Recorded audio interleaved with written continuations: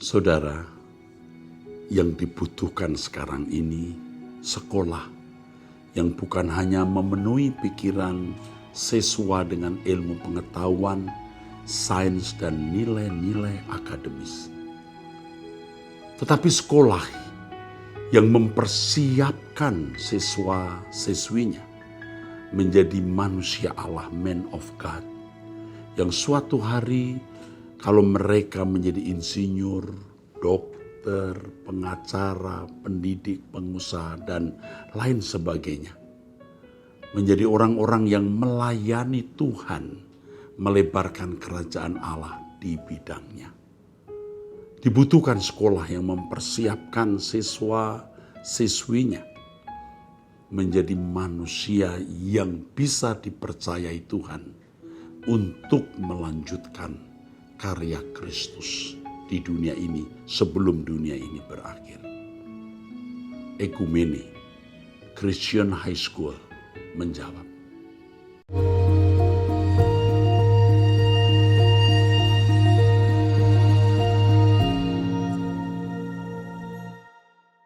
Salam saudara, kita masuk Abam episode 629. Saudara, setiap kali saya menjawab pertanyaan ini, saya biasanya spontan, saya belum membaca lebih dulu. Karena banyak sekali pertanyaan yang harus segera dijawab. Ya. Dari seorang pria, namanya ini juga bisa wanita ini. Salam dan salam sejahtera untuk Bapak. Pak, ada satu hal yang belakangan ini jadi pemikiran saya. Orang Batak saat ini sering sekali membangun tugu marga-marga di kampung, Pak. Bagaimana pandangan kita sebagai jemaat Kristen mengenai hal tersebut, Pak? Karena keluarga banyak yang menyarankan untuk ikut serta dalam proses. Sementara hati kecil saya merasa hal ini tidak sesuai, Pak. Demikian yang ingin saya tanyakan. Sebelumnya terima kasih Pak, Tuhan memberkati. Yang pertama, jika itu dilakukan orang lain, kita tidak perlu menilai atau menghakimi. Sebab setiap orang memiliki kedewasaan rohani dan konsep berpikir yang berbeda-beda. Tetapi kalau kita orang percaya yang fokus pada langit baru, bumi baru, saya kira membangun tugu marga tidak perlu lagi. Ya. Tetapi kuburan orang tua harus dirawat, itu mutlak. Dirawat tetapi tidak harus mesti megah, tidak harus besar-besar. Biaya untuk itu bisa digunakan untuk hal lain. Ya. Nah, kalau masalahnya apakah kita ikut serta dalam proses itu, kita harus minta pimpinan Roh Kudus. Jika keluarga besar melakukan hal itu dan harus ikut, tidak masalah, ikut saja. Walaupun hatimu tidak setuju, tapi ikut saja. Hanya kalau saudara memang memiliki kedewasaan rohani dan cara berpikir yang berbeda, ya saudara tidak perlu melakukan hal yang sama seperti mereka. Jika prosesi itu bisa dihindari, Anda bisa menghindarinya.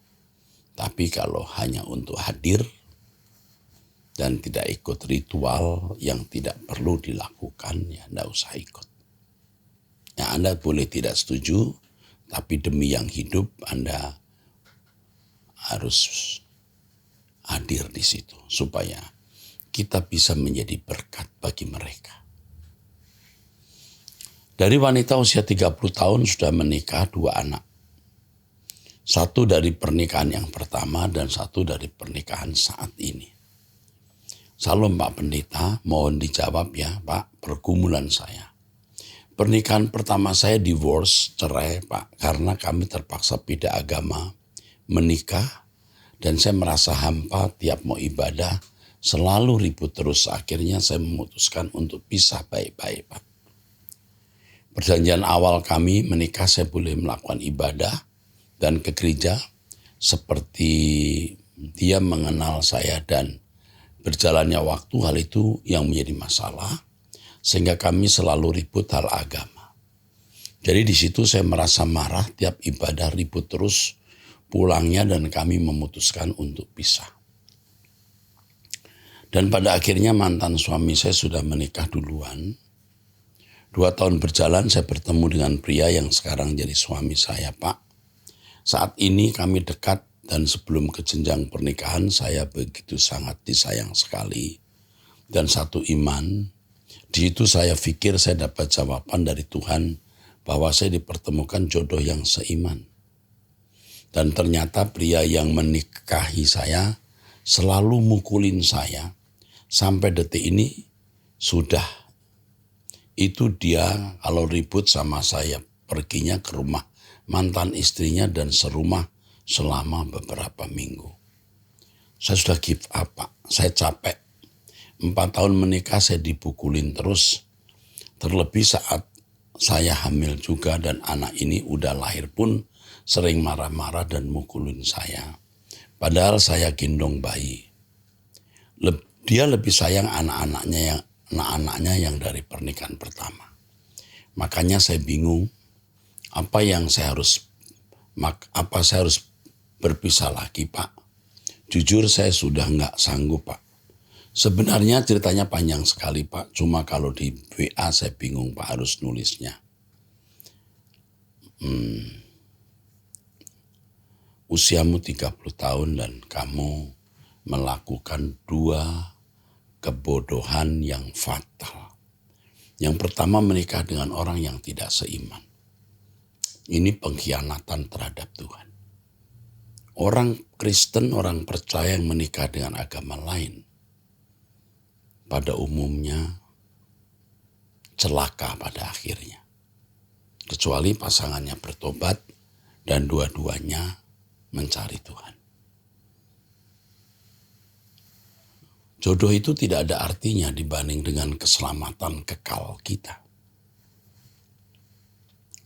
Yang kedua, kamu melakukan kebodohan yang sama menikah dengan pria yang sudah punya istri. Walaupun dia mungkin mengaku cerai. Faktanya dia pukulin kamu, dan setiap kali berkelahi dia pergi ke rumah istri pertamanya dan berminggu-minggu di sana. Kamu dipukulin sementara kamu bawa bayi. Ini pria yang menurut saya biadab.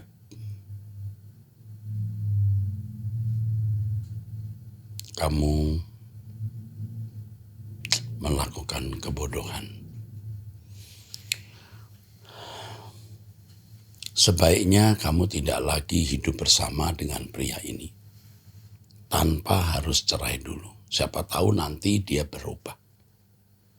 Tetapi kalau ternyata dia tidak berubah, dia kemudian menikah lagi misalnya, ya sudah, kamu cerai saja.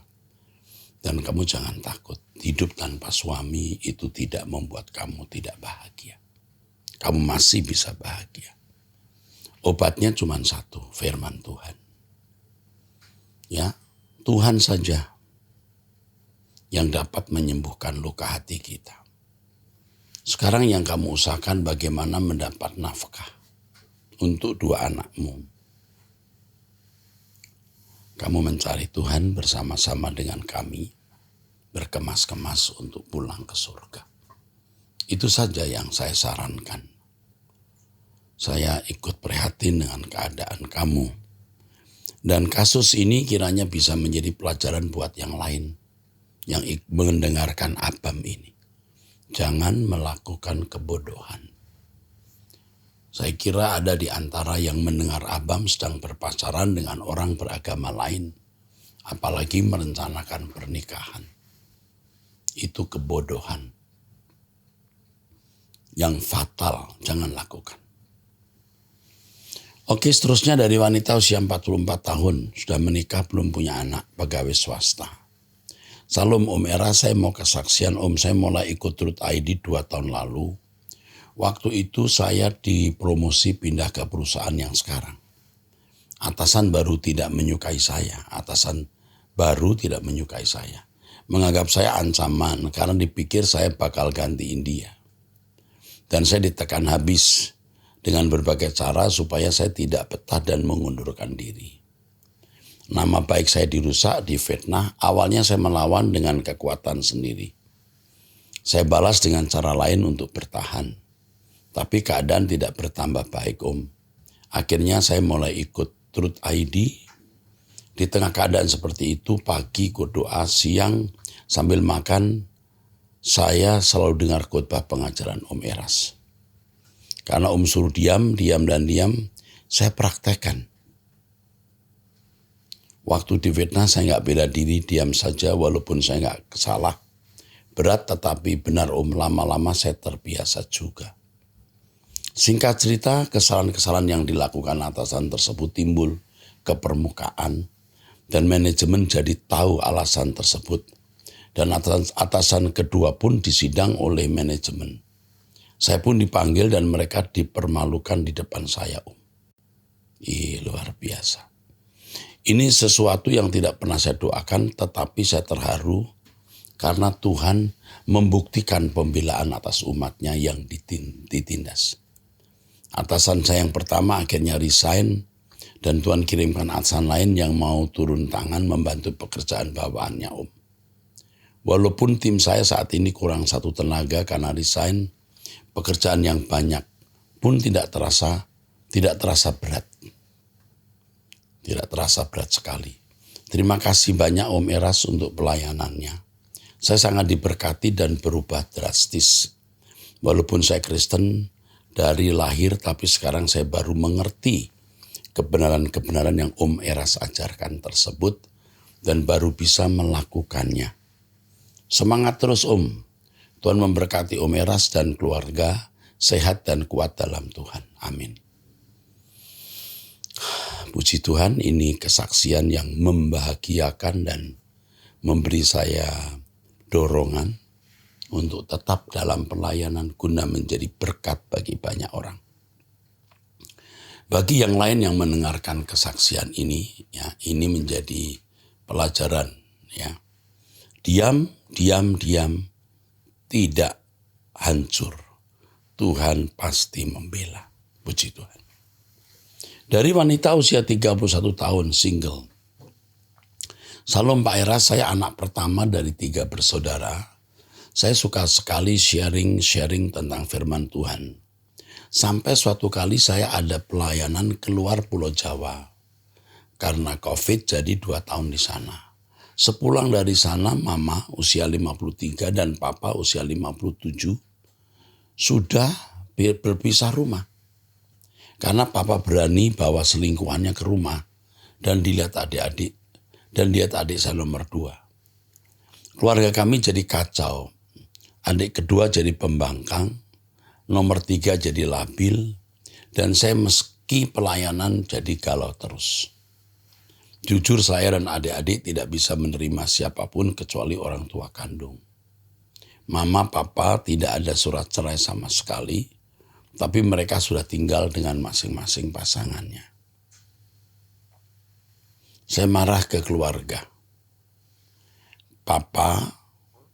Tapi memang papa saya yang keras kepala. Tidak mau berdamai. Saya pernah coba berkomentar ke papa, tapi saya malah dimaki-maki. Pasangan mereka membuat mereka jadi orang yang beda ke kami, anak. Juga soal ibadah. Ketika saya di luar daerah, mama menikah siri dengan seorang muslim. Selalu beralasan kalau saya minta untuk meninggalkan laki-laki itu, adik nomor 2 pun tidak hadir. Saya patah hati dengan kedua orang tua saya. Bagaimana saya bersikap kepada orang tua dan kepada pasangan mereka. Karena kami sering ke rumah mama dan bertemu om itu. Dan saya sangat kesal, kecewa, dan lain sebagainya. Yang pertama, kamu ternyata seorang pelayan Tuhan. Mestinya kamu tenang atau teduh menghadapi kasus ini. Sebab kalau kamu gerubak-gerubuk seperti yang kamu lakukan ini, tidak membuat keadaan baik. Kamu juga bertipe temperamen. Tidak bisa diam, tidak bisa membisu. Ya, ini yang membuat keadaan tidak membaik, nak. Mulai sekarang nasihat saya, jangan banyak bicara. Jangan menasihati orang tua dan berkomentar, percuma. Keadaan sudah memburuk. Sekarang yang kamu lakukan adalah memperhatikan dua adikmu, agar mereka bisa bertumbuh dalam iman. Seperti yang sering saya ajarkan, dunia bukan rumah kita. Dunia dan hidup ini tragis. Jadi kamu menerima tragisnya hidup, mempersiapkan diri memasuki kehidupan yang akan datang. Itu satu-satunya obat. Kondisi sudah begini, jangan harap keadaan membaik. Udah buruk sekali. Nah, sementara itu kamu masih bisa menantikan mamamu sadar dan akan kembali kepada kamu. Tapi papa sulit karena sudah dalam pelukan wanita lain. Tetapi mama kemungkinan besar bisa balik. Jadi kamu dewasa rohani, kalau bisa mengurangi datang ke tempat mama, ya, kurangi. Lalu bersikap biasa saja terhadap laki-laki yang bersama mamamu. Biasa saja. Dia juga tahu bahwa kamu tidak setuju, kamu kecewa. Tapi jangan ucapkan itu. Ibarat perang ini sedang ada dalam pergolakan, dalam pergolakan. Ini peperangan sedang berlangsung, sedang berkobar. Peperangan melawan kuasa kegelapan. Jadi kamu harus banyak berdoa, hidup suci. Kamu hanya bisa menanti pertolongan Tuhan untuk mengubah keadaan ini. Ya, itu nasihat saya. Sekarang dari wanita usia 25 tahun single bekerja di bidang kesehatan. Salam Pak, saya mau tanya. Selama ini saya punya kebiasaan suka dengan keheningan dan lebih nyaman sendiri di rumah. Saat saya mulai memasuki dunia perkuliahan dan lanjut ke dunia kerja, banyak hal yang saya tidak pahami. Bagaimana seni dalam berteman? Bagaimana hidup dalam persekutuan? Karena banyak kesalahpahaman yang terjadi. Kurang pahamnya saya akan hal ini. Saya seperti punya tembok yang memisahkan saya untuk mempunyai hubungan dengan orang lain. Bagaimana memulai sebuah hubungan? Saya tidak tahu latar belakangmu itu apa. Latar belakang keluargamu bagaimana sampai kamu memiliki perasaan kurang percaya diri untuk bergaul atau memiliki hubungan dengan orang lain. Ya, tidak jelas ini hubungan dengan orang lain sebagai teman atau sebagai pacar ya. Tetapi begini, seni dalam berteman, ini kalau teman secara umum atau mungkin juga teman sebagai pacar, itu dengan sendirinya dapat kita pelajari lewat pengalaman. Kamu tidak perlu bingung harus punya seni khusus untuk itu, tidak perlu. Ini yang membuat kamu jadi minder. Seakan-akan ada ilmu khusus untuk itu, tidak perlu. Hidup saja wajar dan natural. Kamu nanti akan mengerti bagaimana bersikap terhadap sesamamu. Seandainya kamu belum punya teman, belum berinteraksi dengan seseorang, apakah teman dalam arti pergaulan atau teman sebagai pacar, bisa ya. Kamu diam saja, tidak usah cari-cari. Yang penting sekarang kamu mencari kebenaran Tuhan, berdoa. Tidak usah cari-cari. Ingat, Tidak perlu seni khusus. Kamu nanti akan tahu sendiri bagaimana bertemanan. Bagaimana mulainya nanti kamu akan bisa dengan sendirinya. Tidak usah mikir harus punya keahlian tertentu, tidak. Semua orang juga pada umumnya tidak perlu keahlian khusus. Roh Kudus akan menolong kamu, memimpin kamu. Ingat, hati-hati bergaul. Lebih baik tidak mempunyai teman atau tidak berteman. Daripada berteman kamu menjadi rusak. Percayalah Tuhan akan membawa kamu kepada orang-orang yang tepat jika kamu berjalan dengan Tuhan. Sekarang kamu ke gereja. Di gereja bisa kamu dipertemukan orang-orang yang bisa memberkati hidupmu. Tapi ingat, tidak semua orang gereja itu baik. Berhati-hatilah. Oke. Ingat ya, tidak perlu seni khusus. Tuhan akan memberikan kamu pimpinan dan petunjuk. Jalani saja secara natural ya. Dari wanita usia 29 tahun sudah menikah. Salam Pak Erastus, saya ingin minta nasihat Bapak. Saya seorang istri, saya juga seorang anak.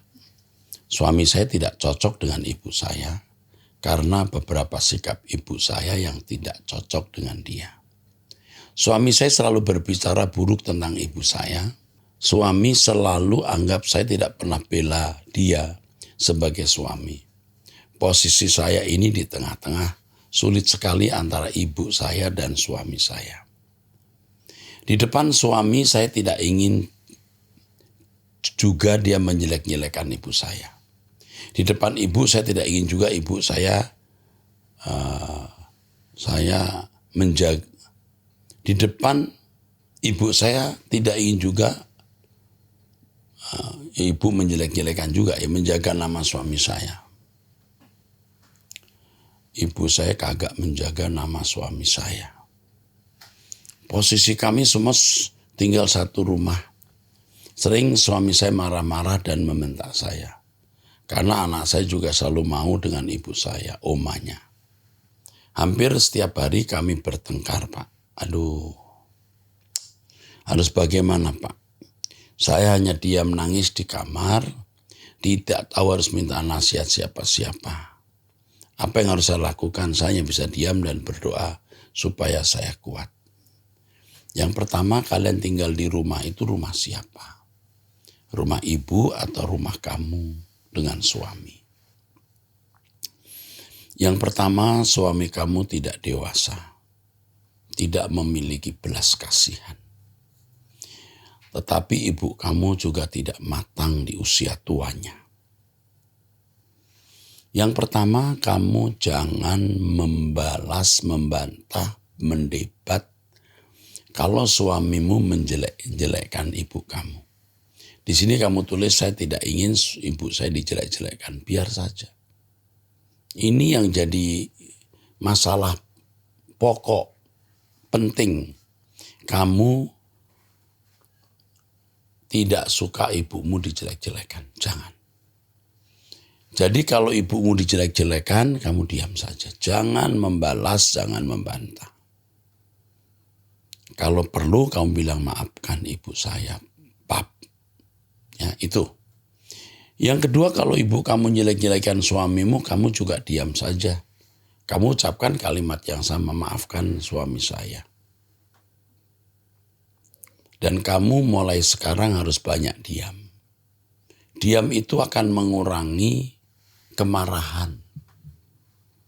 Diam juga bisa membungkam kemarahan atau membungkam suamimu, ya, sehingga tidak mengucapkan kata-kata dan tidak membuat meledak kemarahan suamimu.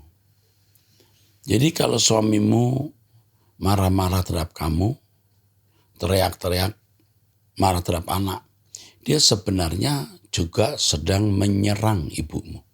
Cara itu yang dilakukan untuk menyerang, melawan, dan melukai ibumu. Jadi hindari hal itu. Posisimu sulit. Tapi kamu tidak perlu harus nangis di kamar. Kamu harus kuat. Sebab kalau kamu memanjakan perasaan, kamu bisa sakit. Jiwamu bisa sakit. Kamu ikuti dulu nasihat saya ini. Ya. keadaan bisa berubah. Kamu tetap mencari Tuhan, dengar khotbah saya di Truth ID, doa pagi bersama saya. Ya, suami engkau layani sebaik-baiknya, ibumu kamu juga layani sebaik-baiknya. Jangan bertengkar. Lebih baik kamu mengalah. Masalahnya kamu juga keras kepala. Kamu juga tidak bisa diam, kamu tidak rela mamamu dilukai dan kamu juga dilukai. Jangan memberi peluang suamimu membalas dendam dengan cara memarahi kamu dan anak-anak. Atau bertengkar. Dengan pertengkaran ini suamimu bisa menyakiti mamamu yang dengannya atau kepadanya dia marah atau dia benci. Dia sengaja membuat itu. Buat dia senang ada pertengkaran karena itu akan menyakiti mamamu. Kamu hindari pertengkaran. Kamu menyimpan di dalam hati saja. Dan Roh Kudus akan menolong kamu untuk tabah. Keadaan ini membuat kamu dewasa. Ya, keadaan ini membuat kamu dewasa. Dan keindahannya adalah layak menjadi anggota keluarga kerajaan Allah. Hidup ini memang tragis. Hadapi. Tuhan memberkati. Dari pria usia 28 tahun belum menikah. Salom Pak Erastus mau tanya, hubungan dengan pacar tidak direstui oleh orang tua karena pacar punya riwayat penyakit keturunan mata. Apa yang harus saya lakukan? Apakah memutuskan hubungan karena alasan itu hal yang benar? Secara sebenarnya penyakitnya juga sebenarnya tidak berbahaya. Kalau saya pribadi sebenarnya tidak ingin putus. Kasih tahu mama kamu atau orang tua kamu. Wanita yang matanya sempurna belum tentu bisa membahagiakan suami dan hormat orang tua. Penyakit mata bisa diobati, tapi kalau karakter buruk susah. Sampaikan ini dulu. Lalu tunjukkan atau buktikan bahwa pacar kamu walaupun matanya punya riwayat keturunan, maksudnya punya keturunan sakit mata, dia bisa menjadi istri yang baik. Usahakan pergi ke dokter mata yang baik dan obati sejak dini. Jangan sampai terlambat. Terlambat mengobati mata itu bahaya, ya. Jadi jangan sampai terlambat mengobati penyakit mata dari pacarmu ini. Ya. Saya tidak suruh kamu putus atau tidak suruh kamu teruskan. Ya, kamu sampaikan dulu hal ini kepada mama papa, lalu bisa dipertimbangkan. Ya. Kemungkinan dia bisa diterima orang tuamu. Itu dulu kamu lakukan. Dari wanita usia 39 tahun sudah menikah.